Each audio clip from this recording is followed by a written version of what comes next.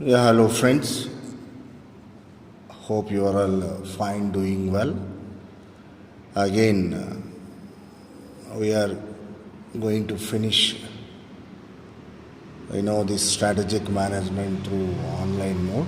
So regularly from now onwards, I will be uploading concept-wise the strategic management. And you know very well the strategic management means what? The strategic management is nothing but to achieve the set goals, objectives of any organization by appropriately utilizing available resources. Like human resources will be there, financial resources would be there, technology would be there, great asset in terms of supply chain would be there. So these are all called available resources. Based on the available resources, how to achieve the set objectives of the organization, you are going to develop those skills in this strategic management. So I already covered the basic things under unit 1. Under unit 2, you are going to understand from today onwards the environmental analysis for strategy. So what do you mean by environment? Environment is nothing but the surroundings. Understand? The external factors which actually influences the performance of any organization. Right? So regarding this, we are going to understand today value chain analysis. What do you mean value chain analysis? Before that, what do you mean by a value? Understand? A value is nothing but the creation of importance, the worth of what you call the services, the product, whatever you are going to make to reach to the hands of the customers. The customer should feel that. So how do you define in general value? Value is that quality of anything which renders it desirable or useful. Like if you take the nature, the value of the sunlight. So without sunlight, it's very, very difficult to have life on the earth itself. Same way, oxygen. Understand? Same way, when you are going to give a service or the product, that value should be smelled, should be felt by the customers. Understand? Then automatically it leads to the development of the organization. Then what do you mean by value chain? The chain means here successive, what you call activities, functions, operations, whatever you perform to create the value in the product. That might be a goods or the services. Understand? So how do you define that? Value chain is nothing but which is a set of activities that a firm operating in a specific industry perform in order to deliver a valuable product for market. Here product means might be a physical goods or else what you call a service. Understand? Let us take a restaurant example. Now in a restaurant generally we have various kinds of items in a menu. Understand? How we are going to get all the menus? So generally, if we take what to call the groceries, vegetables, all will be what to call proportionately mixed, and they are converting into a what to call a delicious mouth-watering item, eatable item, whatever will be that item. What to call that? Finally, that product you are going to serve to the customer. What you call it? The value creation. The activities, whatever you perform here, what you call the value chain. The plastic, the iron materials, understand? All these things are going to be created into a beautiful, understand, a car, a two-wheeler, a fan. A final product, that fan is nothing but which is a value created a product through which the customer is going to benefit. So previously, whatever activities you perform, you call that the activities of the value chain. So don't confuse with the supply chain. Value chain, supply chain. So under supply chain, you are going to reach the products to the hands of the customers, all the activities whatever you perform. But value chain means the functions whatever you are delivering, performing to create the value. What do you mean a value? It's an asset. It's a feeling of what you called greatness, isn't it? Now, as far as value chain analysis is concerned, we are going to understand today the very, very important concept developed by, again, the Porter, Michael Porter. He is considered as what to call one of the greatest management brains, right? He works as a professor. Understand? He developed, value chain analysis by using what to call two types of things. One is called the primary activities, and one more is called the secondary activities, or else you call that one as the support activities. How to create a value through the value chain activities in any organization, whether that organization produces a physical product or else a services product. Understand? Let us suppose that Maruti Suzuki is there, which produces what we call the cars, physical products. Let us take hospitals are there. They render the service in terms of the treatment. Understand? Let us take a Microsoft company is there, which what we call provide services by development of the various kinds of software, service industry, service company. So wherever might be, whatever might be the type of the organization, understand? Through this Porter's model, the final product, whatever is going to be reached to the hands of the customers, will be converted into a value product. Understand? That's why in modern days, the Porter's model is considered an immensely valuable model. Many of the organizations are going to be benefited. This Porter model basically, constructed on two types of things. One is the primary activities, and one more is called the supportive activities, or else what we call the secondary activities. So here what I said, a value chain is a set of activities that a firm operating in a specific industry. So this value chain concept was developed by Michael Porter in the year 1985, through a what you called established book, what you call that competitive advantage, creating and sustaining superior performance. So according to him, various what you call the functions, whatever considered in any organization, assumed as a system. So every system is made up of what you call the subsystem. And inputs, transformation process, and outputs involve the acquisition, consumption of resources like money, labor, materials. Everything will be considered while converting the operations into what we call the final product. And finally, how the value chain activities are carried out determines the finally cost and affects profits. Now let us see here. This is called value chain analysis for a manufacturing firm. What is that? Manufacturing firm. Now here, what are the primary activities? Like inbound logistics are there, operations are there, outbound logistics are there, marketing, sales. So how many primary activities are there according to the Porter model? 5 primary activities are there, and as well as how many support activities are there? 4 support activities are there. Firm infrastructure, human resource management, technology management, and finally procurement. Now let us go for understanding all these primary and supporting activities individually one by one. Let us come to the inbound logistics.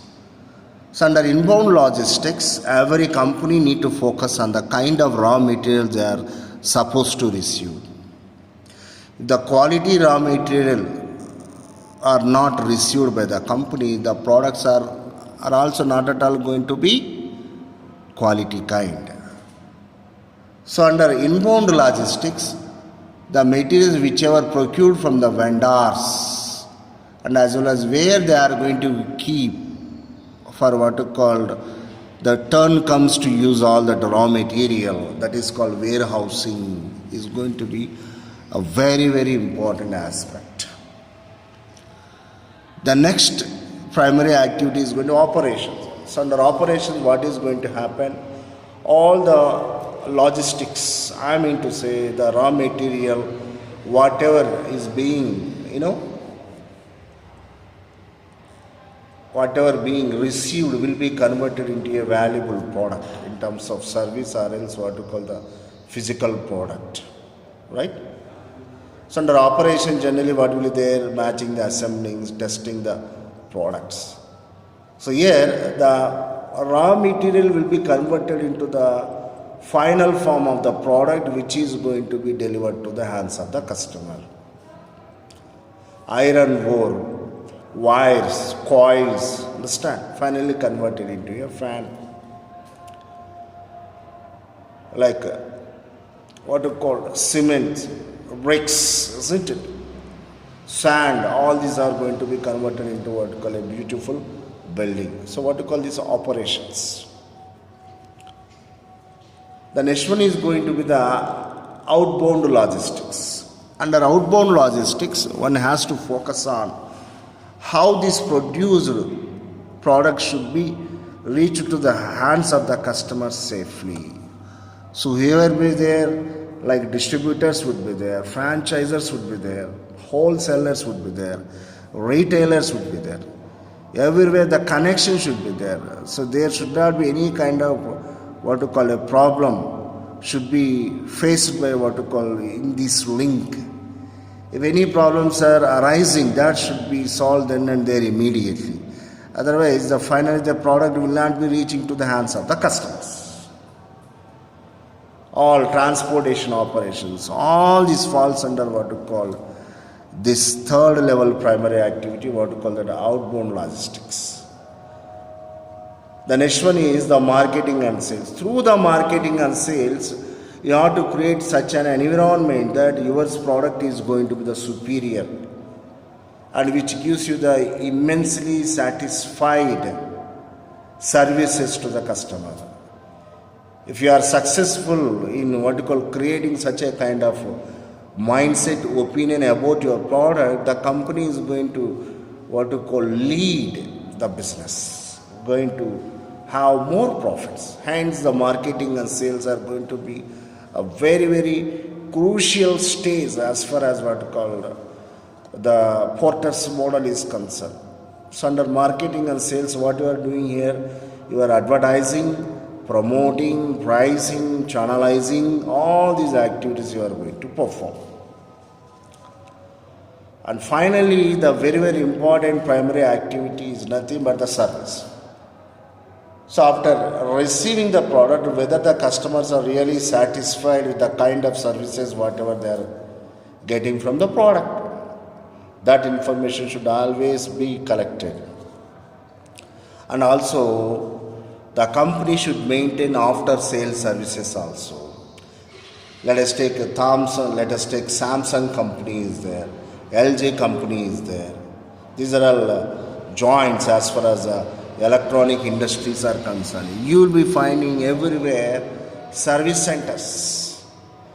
But all Samsung related electronic devices like mobiles, televisions, develops any kind of problem, immediately near to us only the service stations are there. We can troubleshoot the problem of the product. So that creates a kind of impression that yes, that company is going to provide after sales services also. Few electronic devices are there, like Apple is there. Okay, if at all any problem arises, troubleshooting those problems here and there what to call near to our city, within the city means going to be a very, very difficult aspect. So these are the 5 valuable primary activities every organization, every company must should focus on in order to derive the set objectives, most of the time the profits. What are those? The inbound logistics, operations, outbound logistics, marketing and sales services. But all these primary activities can be performed with the one more set of what to call activities, what to call them as the supporting activities. You are feeling thirsty, you want to drink the water. So drinking the water is primary activity. That might be through a tumbler or else by means of what to call other means of source. What you call that? You call that one as the supporting activity. Reaching to the college is going to be a primary activity. How do you reach the college? Through the two-wheeler, four-wheeler? What? It is going to be the supporting activity. Understand? See, now all these 5 primary activities are going to have success based upon the what to call the supportive activities, whatever we are going to discuss. So as far as the supporting activities are concerned, or support activities are concerned, what are the important things? Let us come what you call from procurement. So what is the procurement? The procurement is that activity actually to procuring the raw materials, to procuring the machineries, to establish the machineries and supplies. Without appropriate procurement supporting activity, inbound logistics operations may not be smoothful. Understand? So that shows that the importance of the procurement support activity. The next one is the human resource management. In all these 5 primary activities we consider, what are all required? The knowledgeable employees are required, skillful workers are required. So how come that is possible? By what you called human resource management, appropriate way what you call implementing, like recruiting, training, development. Understand? Then a valuable human resources will be made. So which are going to help to us, understand, to reach to the organization set objectives. The next one is the technology advancement or the technology development. How come that is possible? By investing to the research and development and product and process improvements. Unless otherwise your product goes on improving as far as features are concerned, the business cannot be what you call performing in the market. So constantly what is required, the product whatever is there, that should be developed by adding what you call the latest features comparatively with your what you call competitors. Let us take the best example is cell phone industry.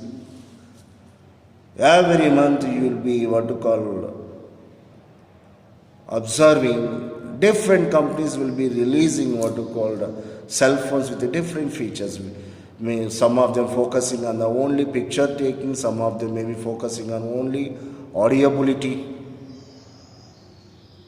Besides the basic feature, what you call that, the calling feature. That's why the technology development is going to be a very, very important aspect as far as the long run of the business is concerned. The next one is called the firm infrastructure. So infra means the physical, resources which supports for any company to do its businesses.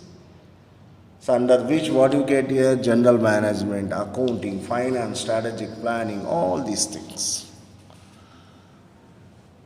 So according to the Porter, the primary activity should be performed with the help of the supporting activities. Then only it leads to the what to call the profits. Nothing but what to call this a margin of the profits. So by performing all these things, what you will get here? Value will be created of the product or the services. How to get the margin? Value subtracted from the value. What will be subtracted? Cost will be subtracted. So value minus cost, finally it leads to what you call margin, whatever you get. In simple terms, what you call this profit. So this is called the Porter's model. The Porter's model is based upon primary activities and as well as the support activities.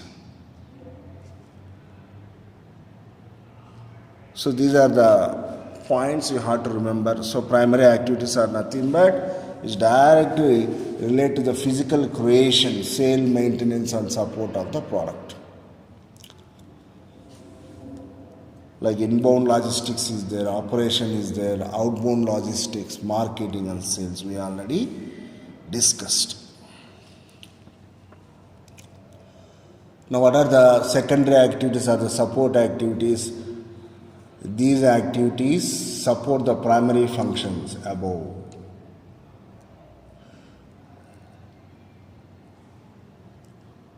So what are the supporting activities? Like procurement is there, human resource management is there, technological development and infrastructure.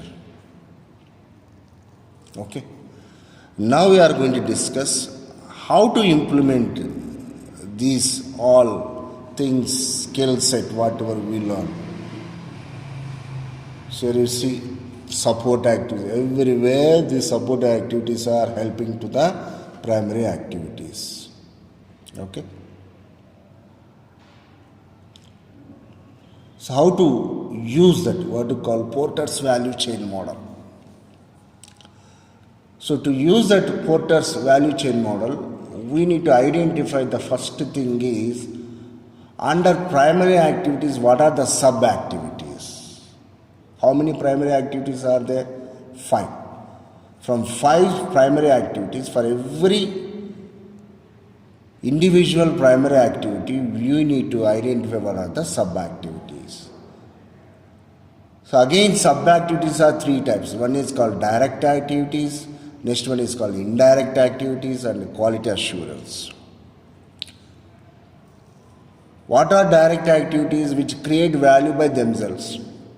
What is the example? So for a book publisher, let us suppose that selling activity is the direct activity.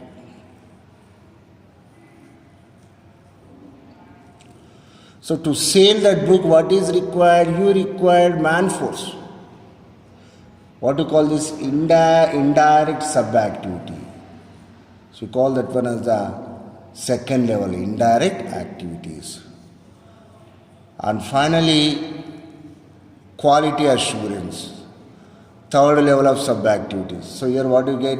Activities ensure that direct and indirect activities meet the necessary standards. So here for the book publisher, the sales and marketing activities, this might include what is that? Proofreading and editing advertisements. So to use the Porter's value chain model, what is the step 1? You identify sub-activities under primary activities. Again, what is the categorization under sub-activities? 3 levels. One is called direct activities. The second one is called indirect activities. The third one is called the quality assurance. Whatever direct activities create value by themselves, that means the primary action. The indirect activity, what is an indirect activity? To perform the primary action, the supporting things. The third one is called the quality assurance, to perform direct and indirect activities, needed resources. So according to the Porters, to apply value chain in any organization, step 1 is identify sub-activities for every primary activity. Now we go to step 2. Under step 2, identify sub-activity for each support activities. So Porter's model is based upon primary activities and as well as the supporting activities. So what is the implementation procedure? Step 1, identify sub-activities under primary activities. Step 2, again identify the sub-activities under support activities also. So what is that? For each of the human resource management, technology development, procurement, support activities determine the sub-activities that create value within each primary activity. How human resource management adds value to the inbound logistics operations, outbound logistics and so on.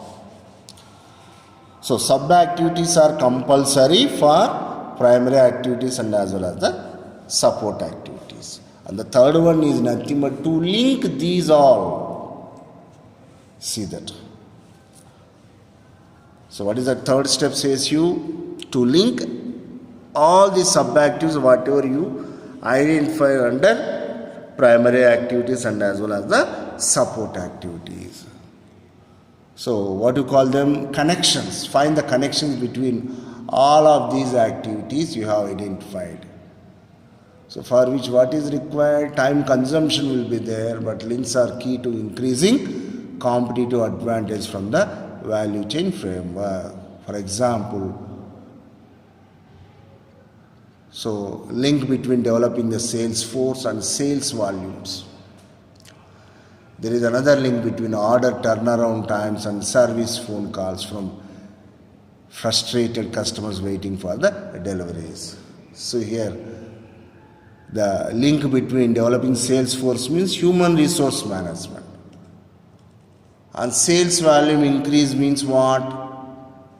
Nothing but related to marketing. So there is a link. So like that, by identifying the links, what will be there? It's going to be easy to implement what you call the value chain, Porter's value chain, in order to identify and reach to the objectives set for the organization. Okay? The final one is look for opportunities to increase the value. So each of the sub-activities are links that you have identified and think about how you can change and enhance it to maximize the value you offer to customers. So these are the steps under what you called Porter's value chain model. So what are those? First, identify sub-activities under primary activities. Step 1. Step 2, identify sub-activities under support activities. Step 3, link them. And under step 4, look for the opportunities to increase the value. Okay. So finally here, what is the actual purpose of the value chain? So what it here, the value chain concept has been extended beyond individual firms. It can apply to whole supply chains and distribution network. So indicates that the value chain can be implemented not only individual firms, even to the supply chains and as well as the distributed networks wherever product or services kind of activities are going on. The delivery of a mix of products and services to the end customer will mobilize different economic factors, each managing its own value chain. So this is one more benefit from the significance of the value chain. Capturing the value generated along the chain is the new approach taken by many management strategies. So today's world, if you think, most of them are using this Porter's model. So here one example is provided. A manufacturer might require its parts suppliers to be located nearby its assembly plant to minimize the cost of the transportation. So through the value chain, one can identify the vendor suppliers which are near to his location of what we call manufacturing. Because of the transportation costs can be saved by exploiting the upstream and downstream information flowing along the value chain. The firms may try bypass the intermediate, creating new business models in other ways, create improvements in its value system. So these are the significance of the value chain. So the value chain has been using different kinds of organizations. Okay. So this is the main difference between value chain and the supply chain. Okay. So today what we discussed, just we have the recapture of the information. So this is called Porter's value chain model. So primary activities are there, supporting activities are there. How do you apply this? So what are the steps? So identify the sub-activities for each primary activity, identify sub-activities for each support activity, link them and look for the opportunities. Understand? So in the next class, we go for core competencies. Thank you so much.